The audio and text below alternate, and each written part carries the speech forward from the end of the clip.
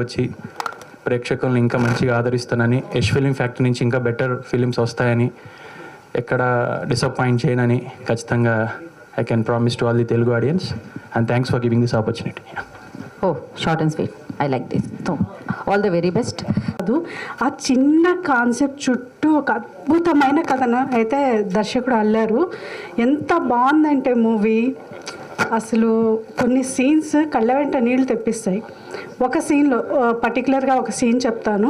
ఇద్దరు తల్లులు ఎమోషన్, ఒక తల్లి కళ్ళ వెంటనేమో ఆనంద బాష్పాలు, ఇంకొకరి కళ్ళ వెంటనేమో ఎంత సాడ్ బరువెక్కిన హృదయంతో ఆమె కన్నీళ్ళు పెట్టుకుంటుంటే, రెండు ఎమోషన్స్ని ఒకేసారి క్యారీ చేసే ప్రేక్షకుడికి అయితే కన్నీళ్ళు ఆగవు.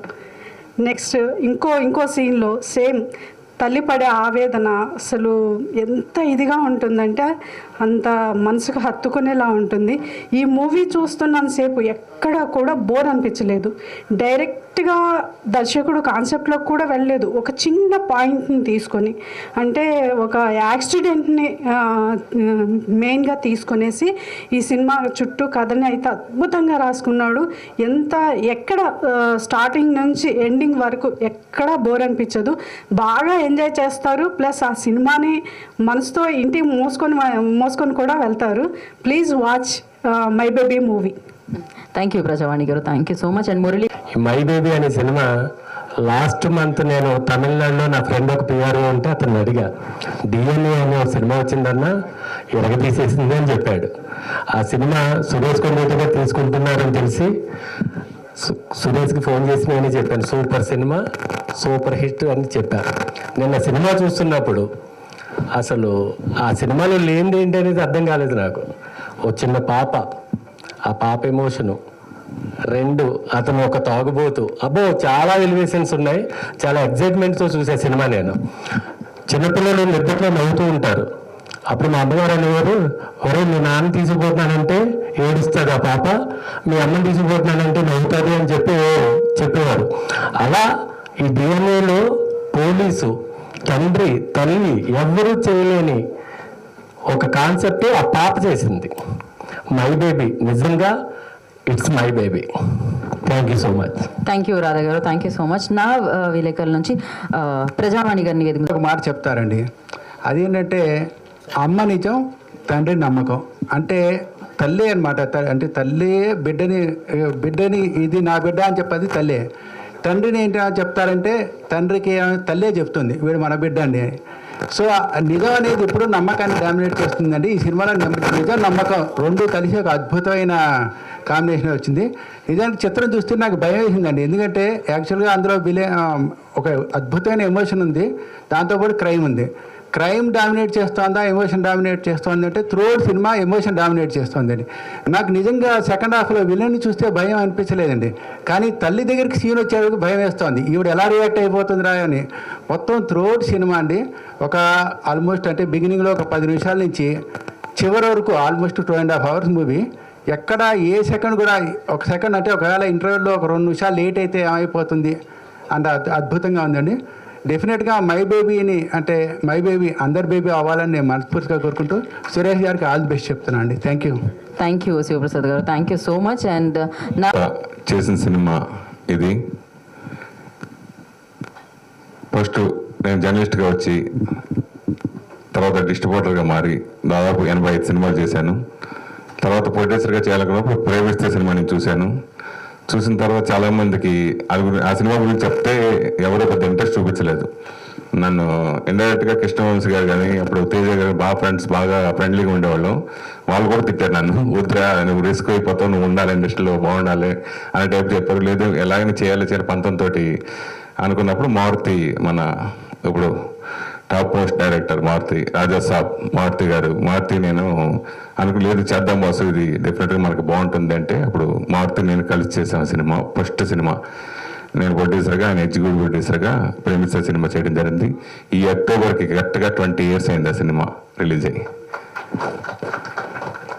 అంత బ్లాక్ బస్టర్ ఇచ్చిన తర్వాత సరే మనం మంచి కంటెంట్ ఉన్న సినిమాలు చేయాలని మళ్ళీ 1 year గ్యాప్ తీసుకుని షాపింగ్ మాల్ సినిమా ఆ తర్వాత వరుసగా జర్నీ, అదే మరో బ్లాక్ బస్టర్ అయింది.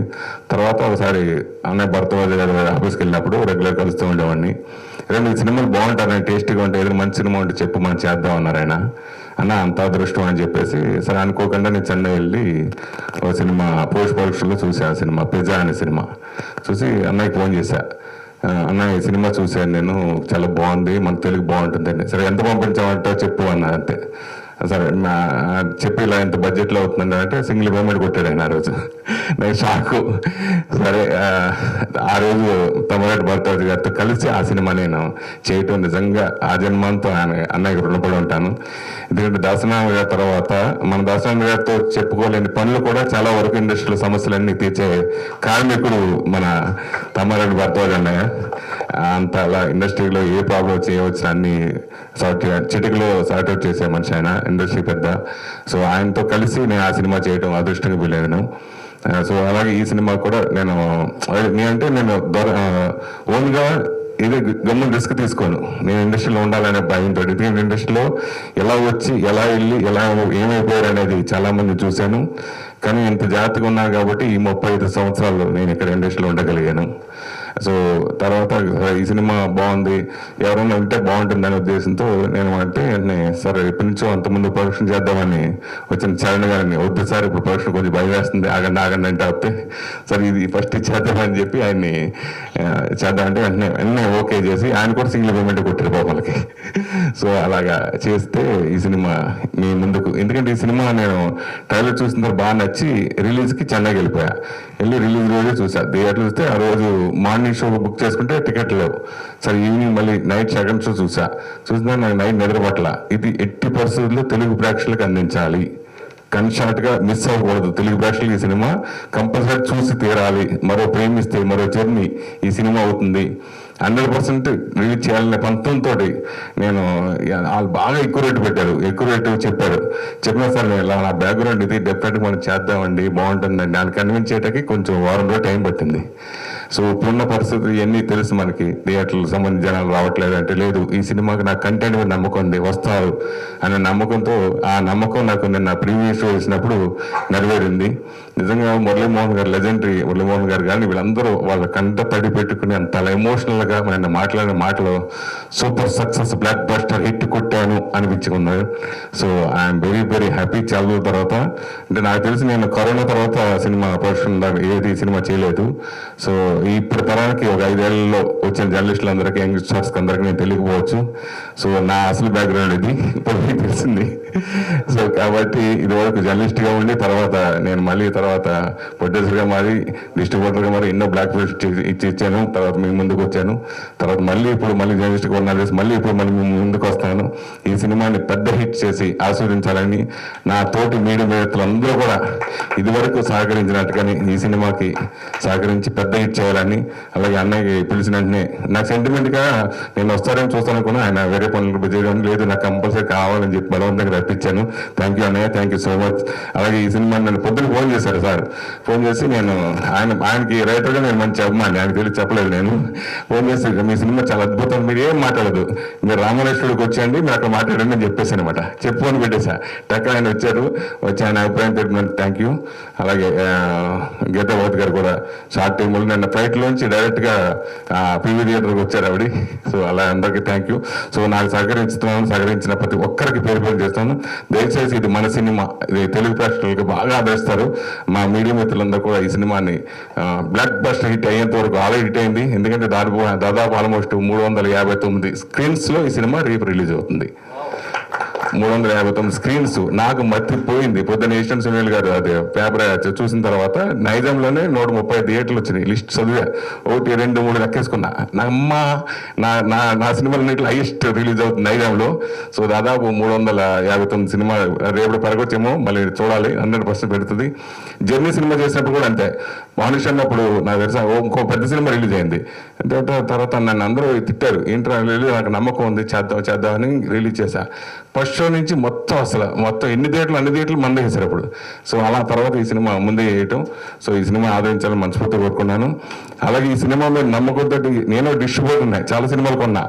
ఎవరు కొంటారు అనుకుంటే డిస్ట్రిబ్యూటర్ లేడు, డిస్ట్రిబ్యూటర్ అన్నాడు, అసలు కనుమరుగైపోయాడు అనుకున్న సమయంలో ఇలా నా మీద నమ్మకంతో ఈ సినిమా ఆల్ ఏరియాలు ఓన్లీ 2-3 నేను బిజినెస్ స్టార్ట్ చేసిన 2 వరకే ఆల్ ఏరియాస్ ఎన్ఆర్ఐకి మొత్తం అందరూ కొనటం అనేది నిజంగా నా మీద పెట్టిన నమ్మకం. సినిమా చూసి వాళ్ళందరూ రాత్రి చాలా హ్యాపీ ఫీల్ అయ్యారు. సో వాళ్ళందరికీ థ్యాంక్స్ చెప్పుకున్నాను.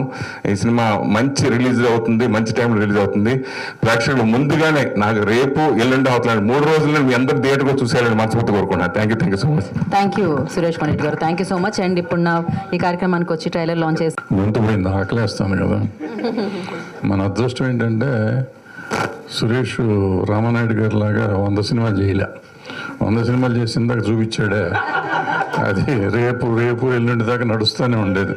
20 సినిమాలకి అయిపోయింది. ఆకలేసి పడిపోతాం రా బాబు అంటే సినిమాలు చూపిస్తా ఉన్నాడు ఆయన. అయితే చేసినవన్నీ మంచి సినిమాలు చేశాడు, అద్భుతమైన సినిమాలు చేశాడు. నిజంగా ఇవ్వాలంటే ఓటీటీలు వచ్చినాయి, కానీ ఇంతకుముందు ఓటీటీలు లేవు కదా.